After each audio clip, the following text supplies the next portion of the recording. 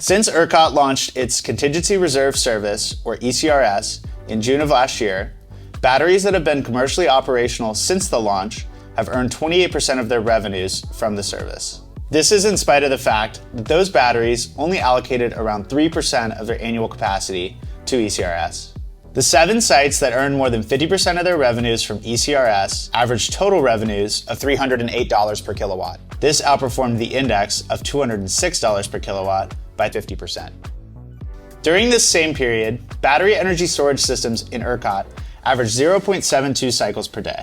However, these 7 ECRS-focused batteries averaged only 0.44 cycles per day. On a per-cycle basis, the ECRS-focused batteries earned roughly $1,700 per megawatt per cycle on average. This is more than double the average ERCOT battery, which earned roughly $780 per megawatt per cycle.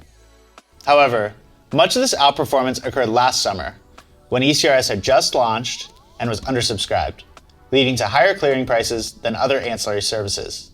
Additionally, as more batteries come online and participate in the market, ancillary services continue to become saturated, pushing prices down. Read the full article now to learn more about how battery revenues have evolved in the 12 months since the launch of ECRS. Thanks for watching.